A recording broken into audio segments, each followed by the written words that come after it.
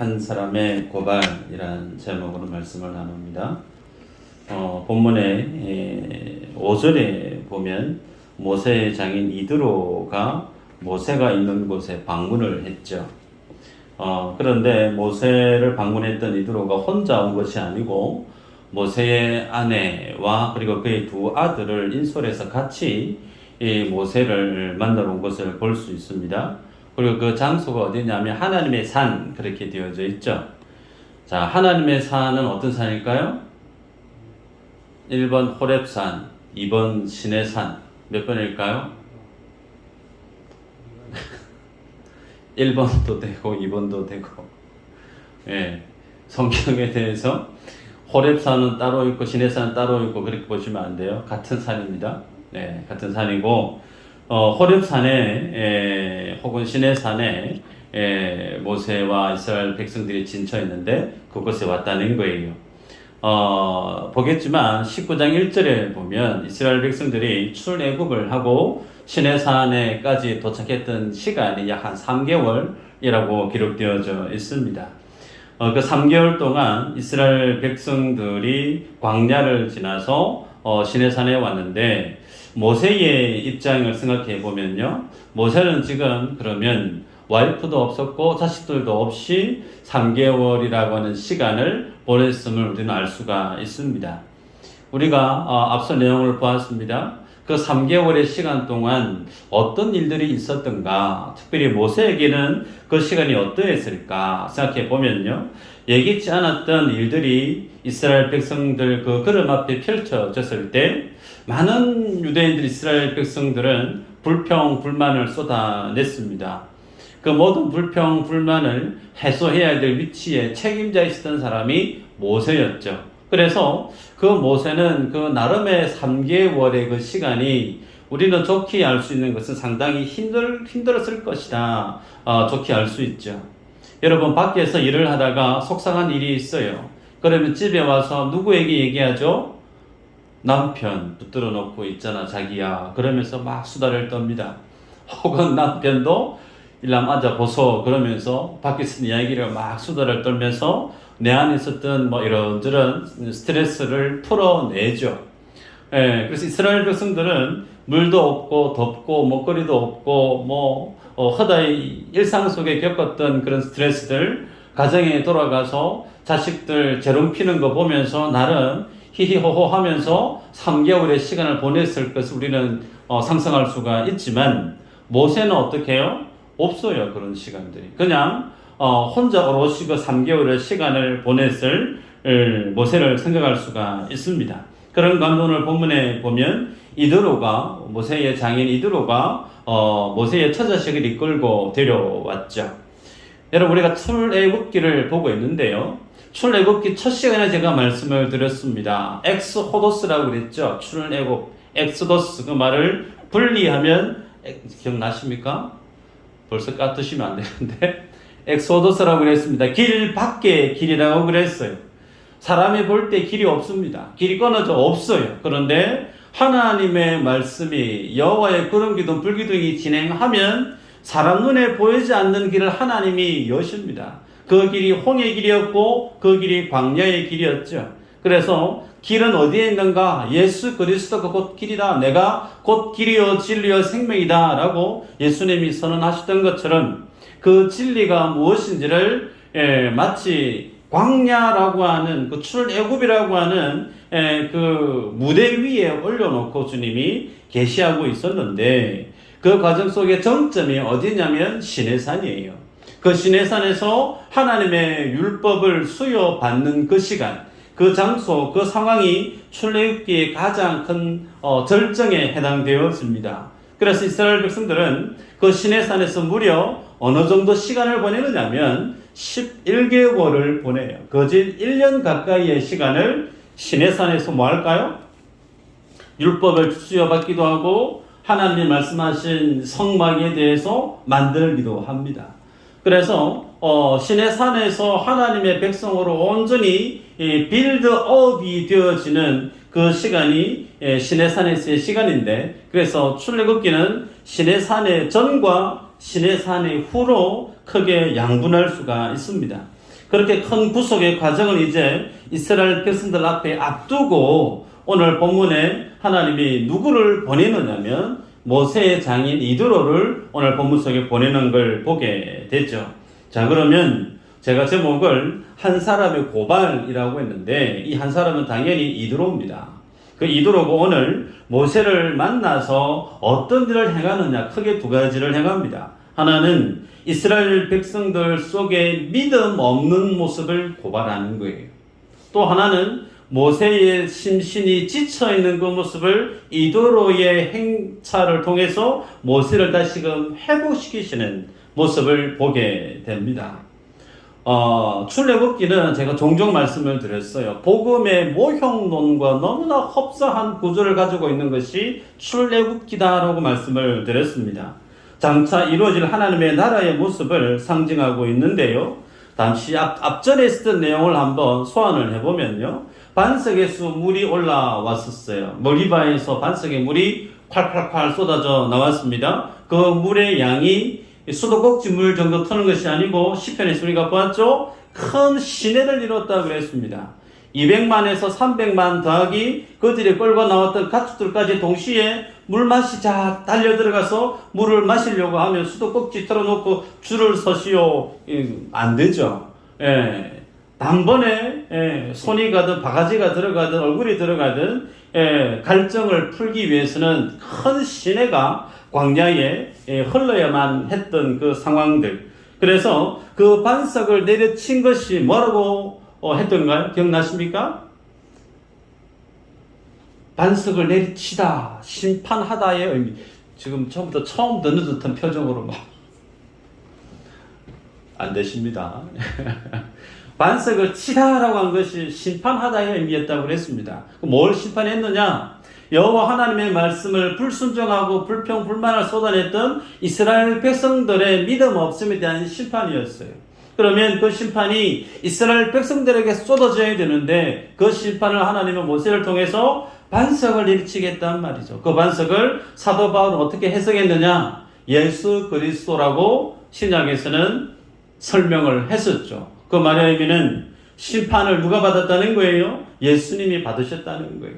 그들이 구원받고 예수님이 심판받고 예수님의 의가 유대인들에게 전가되어져서 결국에는 그 반석에서 뭐가 쏟아져 나왔죠?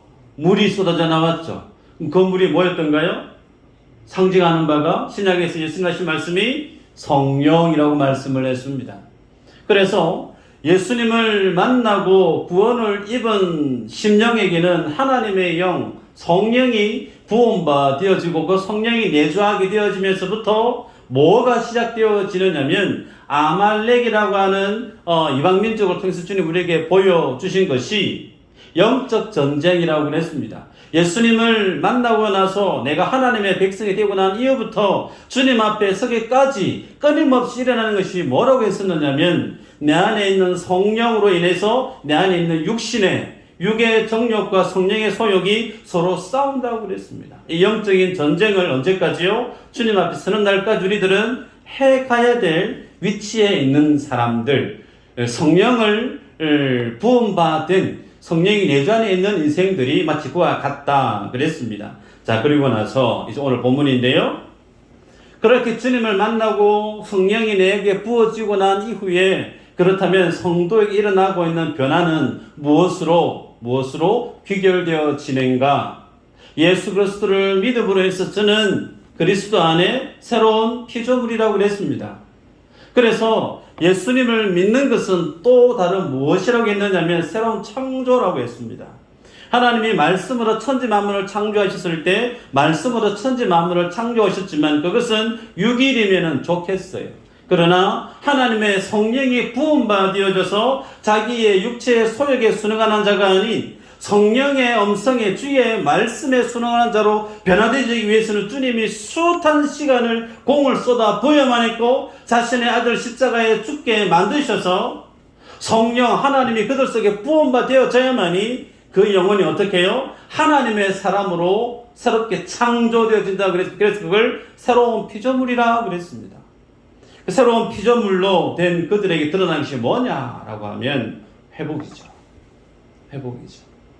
그리고 더 이후에는 하나님이 이 땅 임하실 때 완성될 새 하늘, 새 땅에 대한 완성되어지는 하나님의 나라. 그 하나님의 나라가 도래하기 이전에 있어야 될 증거가 뭐냐면 회복이라고 하는 부분입니다. 그럼 그 회복에 대한 부분에 있어서 오늘 이드로와 모세가 어떤 모습으로 이루어져 가는지를 보십시다. 18장의 첫 시작 내용이 모세의 장인 이드로가 하나님께서 이스라엘에게 행한 그 일들, 예를 들어 애굽에서 출애굽을 해 나왔던 그 모든 일들을 들었다라고 했습니다. 여러분, 지도가 여러분 머릿속에 있으면 참 좋은데 다음에 성경 지리반을 제가 DGS를 개설하면 참석하시면 좋겠는데요. 시나이 반도를 기준으로 해서 저기 밑에가 시내산이에요. 그리고 시나이 반도를 넘어서 건너편에 있는 데가 어디냐면 미디안입니다. 그러면 미디안에서 삥 둘러서 내려와야 돼요. 상당히 먼 거리입니다. 그 먼 거리에서 뭘 들었느냐면 내 사위 되는 모세라고 하는 사람이 이스라엘의 백성들을 이끌고 바로의 소나기에서 그냥 싸우지도 않고 뚜벅뚜벅 걸어서 출애굽을 했다는 거예요.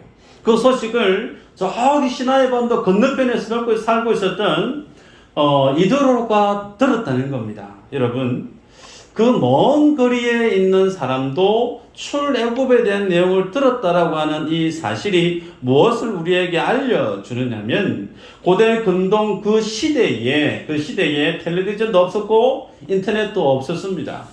페이스북도 없었고요. 아무것도 없었죠. 그런데 아무것도 없는 그 상황 속에서 인편으로 건너간 그 소식이 저기 멀리 살았던 이드로에게까지 들렸다는 것은 그 당시 출애굽이라고 하는 그 사건이 어느 정도로 가히 충격적인 사건이 있는지를 성경 독자들에게 보여줍니다. 그래서 이드로는 생각해 보면 40년 동안 모세와 함께 미디안에서 양 궁뎅이나 쳤던 목동의 삶을 살았습니다. 애굽에서 도망쳐 나왔어요. 도망자로 나왔습니다. 어떻게 보면 실패한 인생으로 별 볼 일 없는 그런 좀 불쌍한 남자가 내 사위로 보였을 수도 있습니다. 그랬던 사위가 갑작스럽게 하나님이 나를 불렀다고 하면서 애굽으로 가겠다고 얘기를 하는 거죠. 그 얘기를 전해 들었을 때 이도로의 관점에서 들어보면 상상해 보면 상당히 걱정이 되지 않았을까? 애굽에서 도망쳐 나온 사람이 다시금 애굽으로 돌아간다고 얘기하고 또 하는 얘기가 내 민족을 하나님 앞에서 이끌어내기 위해서 내가 가야 됩니다. 소위 민족 해방 투사로 지금 가겠다는 거예요. 얼마나 걱정이 되겠습니까? 그랬는데 그 두려워하고 걱정했던 사위에 대한 그 신걱정이 도리어 반전을 일으켜서 내 사위가 이스라엘 백성들을 이끌고 내는 그 일을 완성했다는 거예요. 얼마나 가슴 설레고 기쁘고 감격이 되고 또 몹시 궁금했겠습니까? 그래서 그 미디안에서 지금 걸어서 광야를 지나서 시내산까지 모세가 있는 그곳에까지 처자식을 데리고 왔다는 겁니다. 자, 그러면 여기에서 한번 생각해 볼 것은요. 출애굽기를 꼼꼼히 보신 분은 알 겁니다. 이상하다. 하나님이 모세를 애굽을 보내실 때 그의 와이프하고 자식 같이 불렀던 걸로 아는데 오늘 본문에서 그러면 모세의 와이프와 두 자식은 그럼 언제 헤어졌지? 라고 생각을 해볼 필요가 있어요. 궁금하셨던 분이 한 분도 안 계시는 듯해 보입니다. 그래도 괜찮습니다. 자, 생각을 해보면 출애굽기 4장 24절에 보면요. 미디안에서 출발해서 애굽으로 가는 여정 중에 하나님이 숙소에서 모세를 만나자마자 모세를 죽이려고 했던 사건이 있었습니다. 기억나실지 모르겠어요. 그러면서 그 사건을 하나님이 어떻게 설명을 했느냐면 하나님이 가기 싫어했던 모세를 강압적으로 덩 떠밀어서 설득시켜서 애굽으로 보내시다가 가고 있는 그 발걸음 잘하고 있다라고 칭찬해도 갈까 말까 한데 도리어 그 길 여정에서 목을 치려고 지금 주의 사자가 왔다는 거죠. 왜 그런 일들을 연출했었느냐? 하나님이 모세를 불렀다라고 하는 것은 모세 한 사람만 부른 게 아니에요. 모세를 중심으로 한 그의 가족, 처자식 전체를 다 불렀다는 겁니다. 그래서 불러서 함께 애굽으로 가고 있는데 유대인의 특히 이 모세는 아버지 부모님이 레위인입니다. 그래서 레위인은 율법에 아주 분명한 삶을 지녔죠. 그래서 8일, 난지 8일 이상 되어지면 무조건 남자아이나 할례를 했습니다. 그래서 모세도 당연히 할례를 했을 것으로 추정을 합니다. 그리고 우리가 앞서 보았지만 12장 48절에 보면 유대인들을 대상으로 해서 또 할례에 대한 내용을 응하는 것을 봅니다. 이처럼 하나님의 백성에 대한 징표에 대한 내용은 할례를 행하는 것이 가장 기본적으로 주님이 이스라엘 백성들에게 요구하는데 그 내용을 모세가 모를 리가 없어요. 그래서 그 내용을 와이프에게 시프라에게 얘기를 했는데도 불구하고 듣지를 않았던 거죠. 그래서 하나님이 모세를 치려고 하는 그 순간에 그의 아내가 4장 25절입니다. 당신은 참으로 내게 피남편이로다. 그런 말을 해요. 그러면서 그의 아들 둘의 표피를 잘라서 던집니다. 그 말의 의미를 지난번에 예전에 제가 설교를 할 때 정말 당신은 내 피남편 맞습니다. 그 말의 의미는 불평불만으로 툭 던진 말이에요. 정말 당신 말이 맞네요. 그 뜻이죠. 정말 아들에게 피를 보지 않으면 안 될 남편이 당신입니다. 그래요, 당신 말이 맞았어요. 그 뜻이에요. 그래서 그 장소가 어디였느냐면 시내산이었습니다. 그래서 생각해보면 시내산에서 아이들 둘이 데리고 오다가 죽을 고비를 겨워보고 난 다음에 아들 둘이 표피를 잘라서 할례를 행했어요. 그런데 지금 모세는 빨리 애굽으로 가야 되는데 아이 둘이 같이 움직일 수가 없죠. 아프니까. 아마 그때 성경학자들은 그의 와이프와 함께 두 아들을 다시 돌려보낸 것이 아니었겠느냐라고 추정을 합니다. 저도 그 추정에 공감은 해요. 여하튼 그런 어떤 좋지 못했던 기억이 있었던 그 장소에 이드로가 처자식을 데리고 온 거죠. 여러분 생각해보면 3개월 동안 모세에게는 참 많은 일들이 있었습니다. 심지어는 예기치 않은 일이 일어났을 때 뭔가 불평불만이 있었을 때 모세 혼자 그 일을 오롯이 다 풀어내야만 했고 그 스트레스를 다 감당해야만 했을 거예요. 그래서 그 모든 시간들이 있었는데 보고 싶은 가족을 만났어요. 그러면 우리가 생각해보면 와이프하고 도란도란 얘기도 하고 자식들 보고 니 어떻게 지냈는지 뭐 공부는 잘하고 있는지 이런저런 가족 상봉에 그런 어떤 장면들이 펼쳐질 것 같아요. 그런데 성경에 보면 그런 내용은 없습니다. 없고 우리가 읽었지만 12절까지 문장의 첫 주어가 어떻게 시작되어지느냐면 이드로가라고 하는 내용이 참 많이 등장해요. 그래서 읽었던 내용을 중심으로 보면 내용의 중심 사람들이 누구냐면 처자식이 아니고 이드로가 부각되어지는 걸 우리가 볼 수가 있죠. 그래서 이드로가 모세를 만나고 나서 하는 일이 뭐냐면 모세로부터 하나님의 하신 일이 뭔지에 대해서 다 듣고 있습니다. 그러면서 본문에서 모세와 가족이 헤어졌다가 다시금 산에 만났던 얘기, 어떤 그런 가족 상봉의 얘기 많이 없지만 오늘 본문은 처음에 제가 말씀드렸는데 예수님을 만나고 난 다음에 회복되어지는 회복이 무슨 의미인가? 본문에서는 가정의 회복이 먼저 드러나고 있는 것을 봅니다.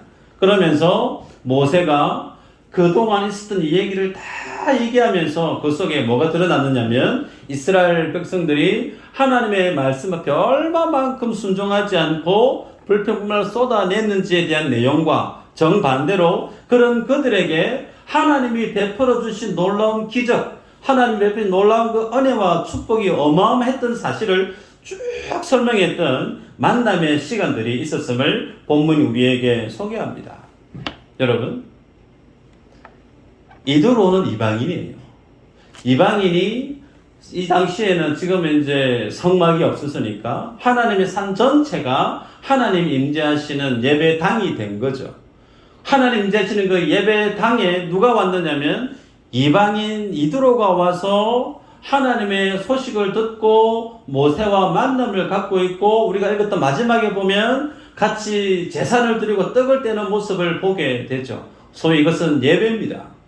그러면 성경은 구약에서부터 뭘 보여주고 있느냐면, 하나님의 복음은 구약에서부터 이방인들에게 닫혀 있었던 것이 아니고 열려 있었다는 거예요. 그 관점이 어디에서부터요? 반석에서 물이 쏟아져 나와서 그 반석의 물을 마신 그 이후부터, 소위 사도행전 2장에 보면 성령이 마가다락방에 임합니다. 마가다락방에 성령이 임하고 난 이후부터 뭐가요? 복음이 이방인들에게 힘차게 전거되어지는 것과 순서가 똑같죠. 그래서 구속사의 복음의 모형론에 있어서 상당히 비슷한 성경이 출애굽기다라고 얘기를 합니다. 자, 중요한 것은요, 서로 문안을 하고 난 이후에 8절을 한번 읽어볼까요? 8절, 한번 읽어보십시다. 시작. 모세가 여호와께서 이스라엘을 위하여 바로와 애굽 사람에게 행하신 모든 일과 길에서 그들이 당한 모든 고난과 여호와께서 그들을 구원하신 일을 다 그 장인에게 말하매. 자, 8절을 좀 전에 읽었는데요. 반복되어지는 표현이 어떤 것이 있었죠? 모든 혹은 다. 그죠? 무슨 얘기냐면 그간에 있었던 이야기들을 모세가 침이 마르도록 막 얘기하고 있는 거예요. 근데 그 얘기하고 있는 그 얘기를 이도로가 듣는데 막 따분해하고 듣기 힘들어가지고 막 귀에, 영화에 혹은 만화에 보면 하도 많은 말을 들으니 귀에서 피가 나는 그런 영상, 그죠? 그런 거 보신 적 있으시죠? 예. 네. 근데 그렇지가 않다는 거예요. 이도로는 그 얘기를 다 들었어요. 다 듣고 나서 9절 이후로 보면 누가 기뻐하고 있느냐면 이도로가 기뻐하고 있어요. 하나님이 이스라엘 백성들에게 행했던 그 모든 놀라운 그 일들을 다 듣고 난 다음에 여기서 9절 이후로 기뻐하고 이 기쁨의 이 표현 방식이 우리 성경에는 안 나타나지만 히브리 원문을 보면 히브리식 기쁨에 대한 표현이에요. 그 말의 의미는 기쁨에 압도당하는 거예요. 그 복된 소식에 어떻게 본인이 주체가 못해서 복받쳐서 터져 나오는 기쁨을 지금 이도로가 표현하고 있다는 사실입니다.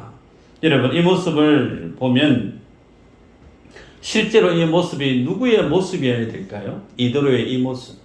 하나님의 진리의 말씀을 들었을 때, 하나님이 행하신 그 일들을 묵상했을 때 정말 가슴이 설레고 잠도 못 잘 정도로 가슴이 두근두근 뛰고 흥분되고 너무나 감사가 넘치는 그 삶의 주인공은 누가 되어야 될 것인가? 첫 번째는 유대인들이겠죠.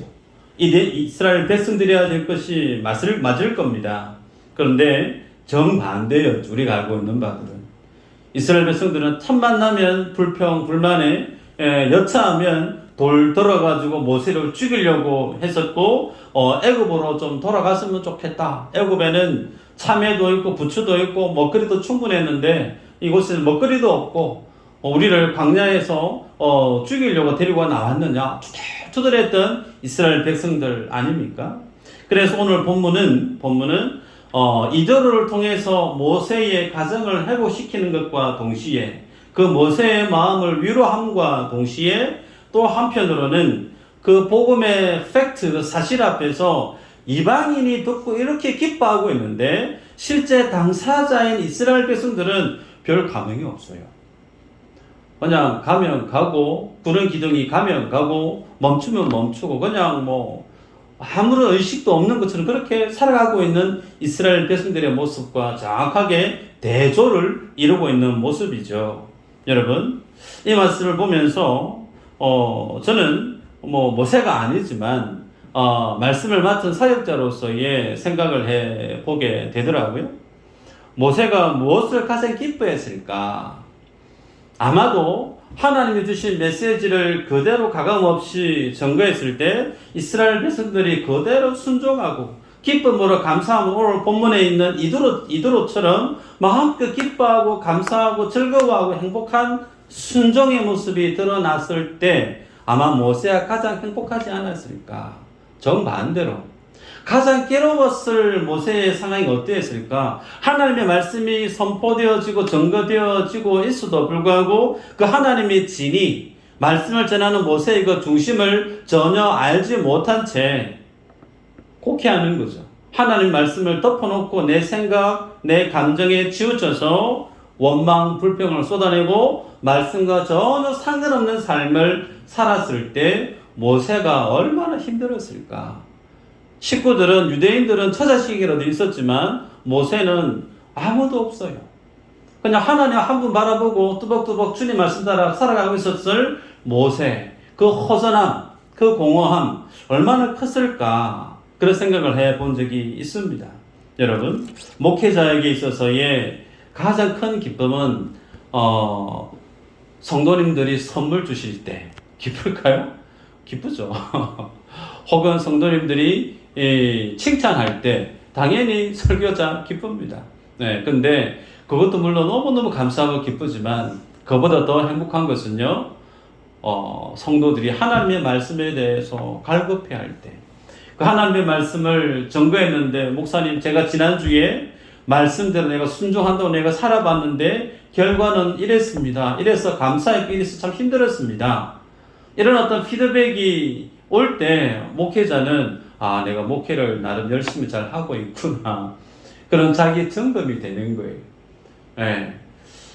본문에 보면 모세의 이 모습을 볼 때 과연 나는 어떠했을까? 저는 모세만한 믿음이 없습니다. 그래서 하나님의 말씀을 증거해도 그 말씀이 거울처럼 튕겨져 나오게 되어지고 원망 불평을 쏟아낸다고 하면 아마 세 가지 선택적이 있었을 것 같은데, 하나는 너무 힘들어가지고 그냥 펑펑 울면서 마치 우울증 환자처럼 살지 않았을까? 혹은 두 번째는 너무 힘들어서 그냥 다 내려놓고 도망가 버리지 않았을까? 혹은 세 번째는 괴롭히는 사람들 전부 다 적어가지고 불러가지고 협박하는 거예요. 너 그렇게 할래 안 할래? 그렇게 해서 어떻게 해서 하나님의 말씀을 그대로 증거하게 하는 세 가지 선택지 있지 않았겠나 싶은데요. 여러분, 중요한 것은요, 오늘 이 본문이 우리에게 주는 교훈 첫 번째 내용인데요, 은혜와 감격의 자리를 뺏기지 말라는 거예요. 다시 한번 말씀합니다. 우리가 믿음의 삶을 살아갈 때 하나님이 내게 주시는 은혜가 있습니다. 하나님이 내게 주시는 감동이 있을 때가 있어요. 근데 그 자리를 뺏기지 마시기를 축복합니다. 여러분, 이드로는 미디안에서 자기 사위 걱정하다가 자기 사위의 소식을 전해 듣고 너무나 궁금했어요. 사위도 궁금했지만 사위를 통해서 역사하시는 그 하나님이 어떤 하나님인지 너무나 추상적으로 알았고, 한 달이 거쳐 저기 산 너머 구름 뒤에 있는 막연한 하나님처럼 알고 있었는데, 자기 사위 모세의 그 일로 하나님이 정말 어마어마한 일들을 행하신 분임을 알고 나서 그 자리에 있을 수가 없었어요. 비록 먼 길이지만 그 척박한 광야를 뚫고 하나님이 있는 그 시내산까지 오고 싶었던 그 이드로 안에 있었던 그 열정을 우리가 생각해 볼 필요가 있습니다. 여러분, 우리 안에 이런 모습들이 없었을까? 생각해 보십시다. 이드로를 만났어요. 모세가 한 장막에 들어갔습니다. 있은 얘기를 다 얘기해요. 10가지 재앙이 돼서 막 얘기합니다. 피, 개구리, 이, 파리 쭉 얘기합니다. 그리고 난 다음에 홍해가 쫙 갈라지던 얘기도 하죠. 애굽 군대가 다 수몰된 얘기도 합니다. 혹은 마라의 썰물도 있고요. 머리바에서 생수가 터져 나온 것도 있고요. 하나님이 주신 만나 메추리 사건도 있고요. 아말렉을 모세가 기도했는데 있잖아요. 내가 막 기도했는데 우리 이스라엘이 아말렉을 이겼어요. 이런 내용들을 막 밤이 맞도록 얘기했을 겁니다. 그 얘기를 듣는 내내 즐거워서 잠 못 이루면서 기뻐했을 이드로를 여러분 상상해 가십니까? 여러분들도 그런 시간들이 한 번쯤은 있지 않았겠나 싶습니다. 예수님을 처음 만났을 때 정말 하나님이란 분이 계신데 그 하나님이 예수 그리스도라고 우리에게 다가오셔서 나 네 사랑한대. 내가 너를 위해서 죽었고 내가 너를 위해서 부활했고 너의 구원을 완성해서 내가 지금도 하나님 앞에 잠자지 않고 졸지도 않고 회전하는 그림자도 없이 하나님의 불꽃 같은 눈으로 너의 구원을 위해서 내가 일하고 있다. 내가 너를 사랑한다. 내가 너의 아버지야. 라고 하는 이 복음의 사실을 접했을 때 여러분 잠을 잘 잘 수 있었던가요? 저는 잠 잘 못 잤어요. 그 주님을 인격적으로 만나고 났을 때 그 다음날 새벽에 천지가 바뀌어졌습니다. 풀 한 폭이 그렇게 아름답고 사람이 그렇게 이쁘고 멋있고 세상이 그냥 180도 바뀌어 보이더라고요. 복음 안에서 내가 바뀌어지니까 온 세상이 바뀌어지더라고요. 우리들이 하나님의 진리 앞에 목말라 하고 갈급했던 때가 있었습니다. 부흥회 하면 부흥회 어느 곳이든 은혜 받고 싶어서 밥 굶어가면서 직장 때로는 급하게 대충 한두 만원 등 굶어가면서 그렇게 누수 휘날려가면서 은혜의 자리를 사모했던 적이 있었어요. 말씀 사경이 하면 그것이 어디든지 비록 뭐 산이든 혹은 다른 지역이든 어떻게 해서든 은혜를 경험하는 그 자리를 사모하기 위해서 앞다투어서 경쟁하듯이 예배당 앞자리에 앉으려고 애를 썼던 적이 있었죠. 없었나요? 저만 그랬나요? 다 있었을 거예요. 그런데 지금 어떠세요? 지금도 부흥이 하면 달려가고 싶은 마음이 있으세요? 말씀 사경에 한다고 하면 눈길이 가십니까? 솔직히 얘기하면 저는 안 가요. 저는 부흥이 하면 별로 눈길이 주고 싶지도 않고 어떤 분의 메시지가 더 훌륭한지에 대해서 별 관심도 없습니다. 복음을 접하고 나니까 바른 복음을 전하시는 목사님들 몇 분 외에는 별 그다지 관심 가는 분들이 많이 안 계세요. 근데 그것이 제 안에 잘된 일인가? 아니요. 잘된 거 아니에요. 저도 양심 고백을 하는 겁니다. 잘 못된 거예요. 우리들이 어느 순간인가 하나님의 말씀에 있어서 귀가 닫혀지고 있습니다. 그 말의 의미는 나 이미 많이 안다는 거예요. 이미 나는 많이 들어서 알고 있고 이제 나는 제대로 서서 많은 사람들 메시지 설교 그다지 필요 없음을 우리 스스로 지금 느끼고 있는 거예요. 여러분 하나님의 은혜를 사모하지 않는 인생이 말씀에 대한 사모함이 없는 인생이 하나님과 동행하는 삶을 살아낼 수 있을까? 없습니다. 어렵습니다. 그런 분이 교회 안에서 하나님과 동행함으로 날마다 예배 때마다 벅찬 감사가 터져 나오는 그런 하나님이 받으실 만한 예배를 드릴 수 있을까? 부족해. 그냥 빈 마음으로 왔다가 빈 마음으로 가는 분들이 그런 분들일 수가 있다는 거예요. 말씀을 맺습니다. 오늘 이대로는 이스라엘의 믿음 없는 모습에 대해서 그의 믿음의 행위를 가지고 이방인인 그의 믿음의 행위를 가지고 응당 말씀이 그에게 주어졌고 예수 그리스도가 그들에게 주어졌음에도 불구하고 전혀 말씀에 대한 사모함도 없고 감격도 없고 감사도 기쁨도 잃어버린 그들에게 이대로의 모습을 통해서 그들의 믿음 없음을 고발하는데 그 고발의 대상자가 혹 내가 되어 있지는 않는가라는 거예요. 또 다른 하나는 내 안에 회복해야 될 은혜와 기쁨의 그 자리를 회복해야 될 내 모습이 있진 않는가. 원칙은 한 가지입니다. 하나님의 은혜는요 낮은 곳으로 임해요. 기억하시길 바라요. 하나님의 은혜는 심령이 낮고 낮은 곳에 위치해 있는 심령 속에 하나님의 은혜는 부음받습니다. 당연하겠죠. 예수 아니면 소망 없다고, 은혜 아니면 살 힘 없다고, 밤이 맞도록 새벽이 동이 트도록 주님 앞에 울부짖고 기도했던 그 심령 속에 하나님의 은혜는 늘 완전하게 신실하게 부음받아졌음을 저는 믿습니다. 그 은혜의 자리를 우리가 회복하지 않으면 우리의 내일은 오늘 이드로가 고발하고 있는 유대인의 모습과 별반 다르지 않을 수 있다는 거예요. 이 믿음에 대한 도전을 나에게 주시는 메시지로 받으시고 주님 앞에 다시금 믿음의 경주를 힘있게 달려가는 우리 모두가 되시기를 주 이름으로 축복합니다. 기도합니다.